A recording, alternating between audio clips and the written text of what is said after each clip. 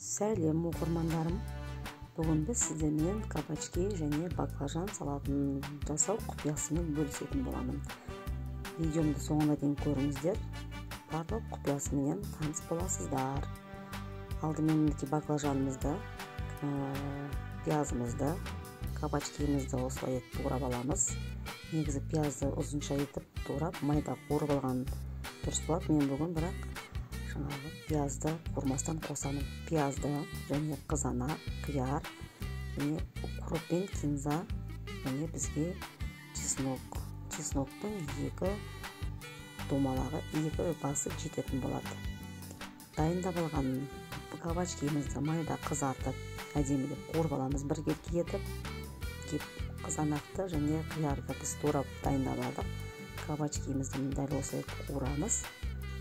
Барлығын кабачкиді және баклажанды қуырып алып, үстіне укропты, кинзаны турап қосамыз және 2 дана чесногымызды чеснок езетінде езіп салатын боламыз. Дәл осылай етіп езіп салсаңыз, салатымыз дәмді болады. Және бұны дайындап алдық. Ал енді біз пиязымызды, дайындап алған пиязымызды үстіне салатын боламыз. Салып алып, біздің баклажанымызды қуырып дайын болып қалды.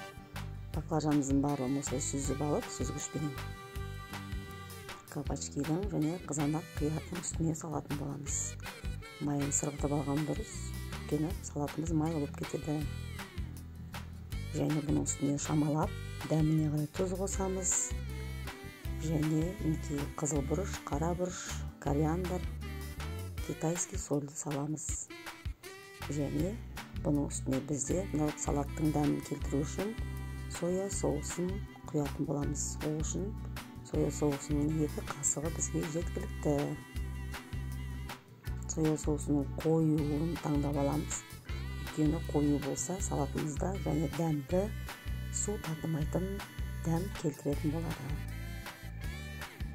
Құйып алып, салатымызды енді жақсылап бір келкі етіп, қолда араластырып аламыз. Езіліп кетпеу керек, баппен араластырып, тұзы, дәмдеуіштері жақсы сіңген қойып қоямыз сөйтіп. Салатымыз да дайын болды. Тұзын өздеріңіз дәміне қарай салатын боласыздар. Мен шамалап салдым. Салатымыз дайын. Осындай тарелкаға әдемілеп салып, кез келген қонақты күтіп аласыздар. Осындай дәмді және ең соңғы үлгідегі салаттар. Менің каналыма тіркеліп, лайк басуды ұмытпаңыздар. Осындай салаттардың рецептімен сіздермен бөлісетін боламын.